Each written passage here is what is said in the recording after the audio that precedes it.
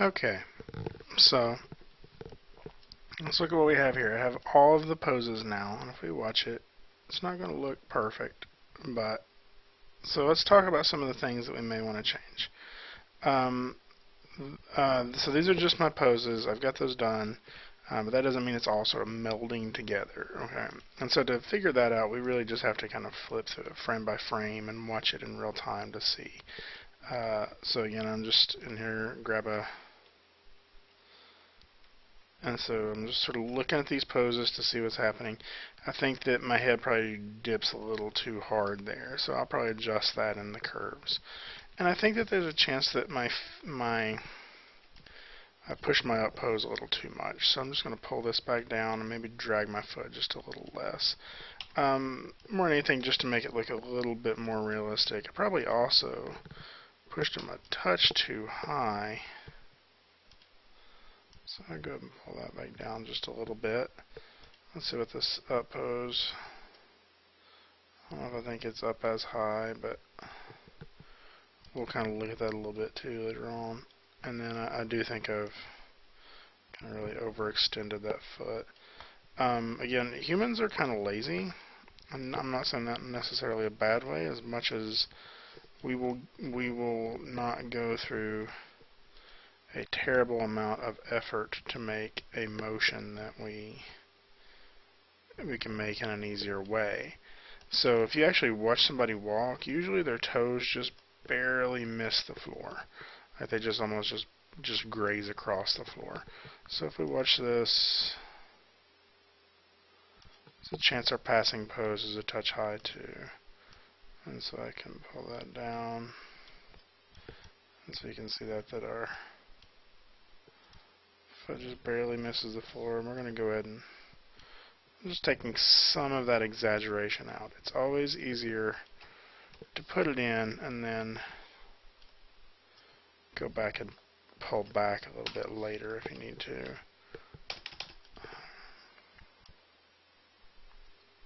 I don't know why, but when recording these videos, sometimes my shortcut keys don't always work. So I get a little annoyed at that. So let's go ahead and watch now and see what we got. It's feeling a little better. Again, the head's probably bobbing a little bit too much, but I think that's going to be easier. Oh, sorry, I started playing it backwards. I think it's going to be a little easier to fix in other programs. I also think there's a chance that maybe my hand flips out a little too far. The left hand when it comes forward. Feels like maybe it's going a little too far. Maybe not, but maybe. So we'll kind of work with these now. But now comes the what we will call the fun part, which is where we get to edit the curves. Yay! So in this one, I'm just going to turn off all. I'll turn on none and turn on polygons. Couldn't hit 6. I don't. The texture map has broken this, and that's why you're seeing it like this. And that way we can actually just see it without the controls.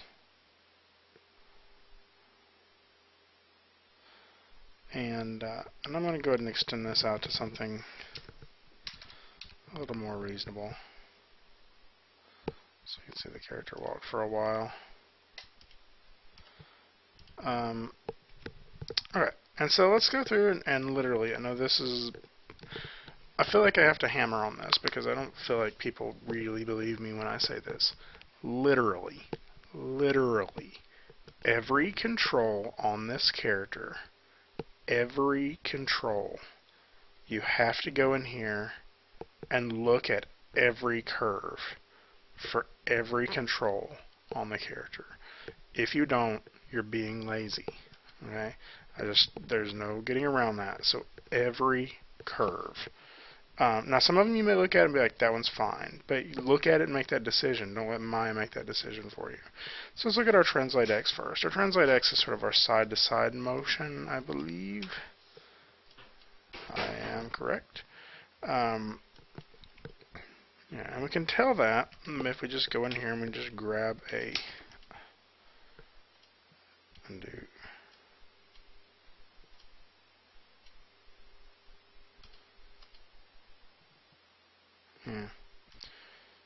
That's not right. For some reason, my undos aren't working, which sucks. So what we're going to do is we're going to go through here, and I just zeroed that back out to get it right. And you'll see the first thing we're going to do is we're going to make sure that this is, well, now my undo is working. We're going to make sure that this curve doesn't have this hitch in it anymore.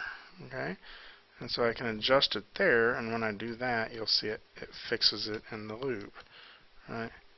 And then when I adjust it here, it does the same on this side over here. And so we're just kind of tweaking that to make that flow so we don't get that hitch at the end of the animation. The other hitch that I'm kind of seeing is sort of this, and that's just me kind of smoothing out that curve and just kind of maybe holding a little bit more just so the timing isn't very linear. I want to get a little bit more uneven timing. And so basically, not uneven, but sort of like a little bit more holding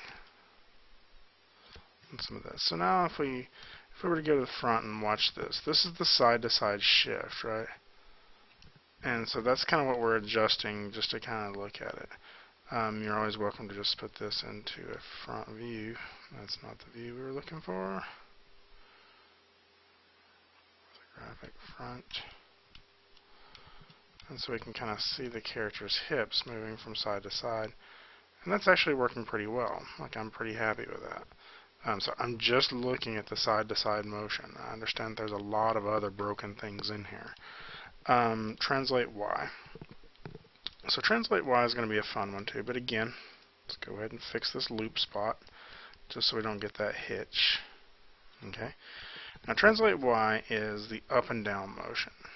Okay, so if we're looking at this in terms of up and down, I'm relatively happy with what's happening here, in that we kind of go up and almost hold it a little bit longer.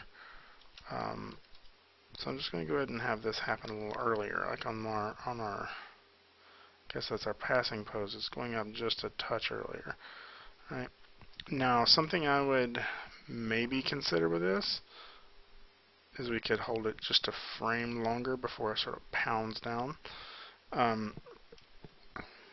So we're up here, so maybe we can, I would just consider this. I wouldn't say I would definitely do it, but I may go in here and add a key.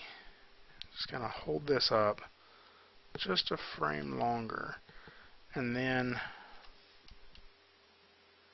I would go in here and I would make this tangent just a little sharper, and so you just get a little bit more of this sort of like whoosh down, like it kind of just pops down. And we could also adjust this tangent to kind of get a little bit of that going on as well, so you can kind of see a little bit more of what we're looking for.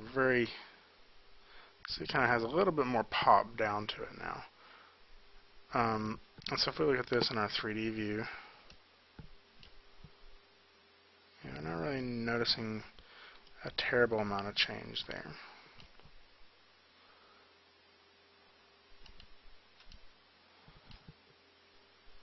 Okay.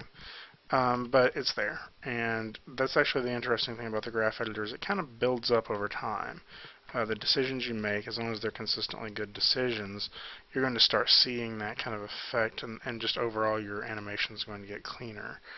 Okay, so here's some obvious culprits here. So again, first things first. Some people actually just set this to linear. I guess that might work as well.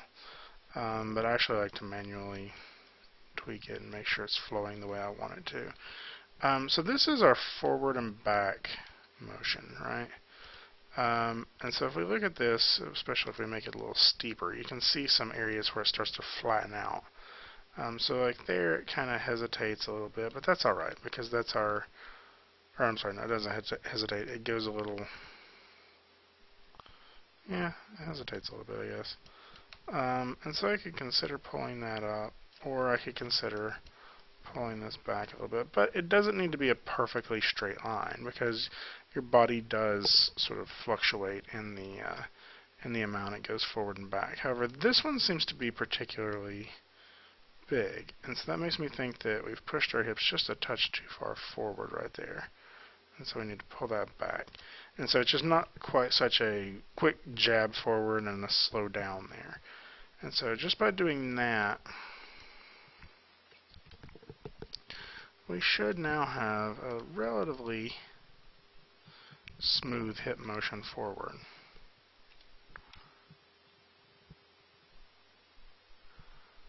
Okay. So these aren't giant changes I'm making, but they are real changes that I'm making. And so now let's look at our rotate X. So you can see where I was lazy in my posing. And that's not always a bad thing, but let's go ahead and try to make it not completely lazy. So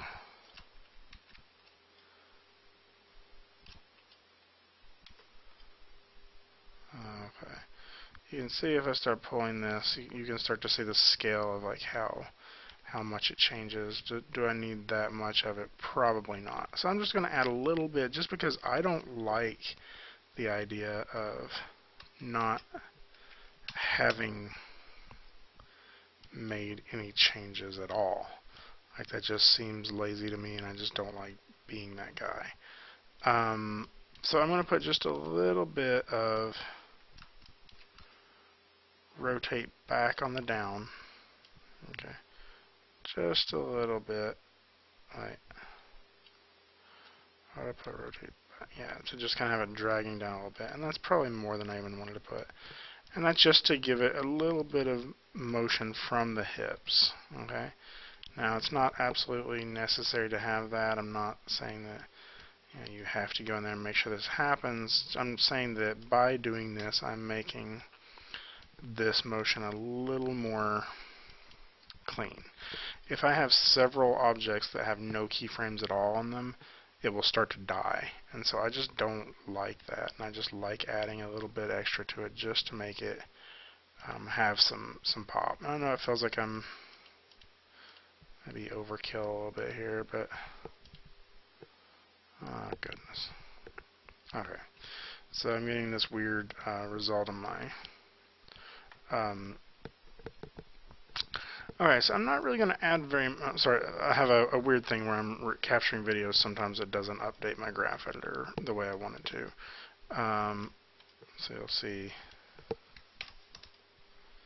Yeah, okay. So it's not doing it by now. So I'm not going to add too much to the translate or to the rotate Y, because that's where we get most of our hip motion in the out of the other controller. So there's another controller that I have that has some translate Y information on it, and or should have some translate Y information on it. That's how I got the. It's still giving me the wrong one, isn't it? Still showing the wrong curve down here because of this stupid video recording issue. Okay, so know that that's where that translate Y is. What I'm probably going to do is stop this video and restart it, and I'll probably combine those later, or maybe not. Maybe they'll just be separate videos. Cool. But we'll get back into polishing the curves just a little bit after that.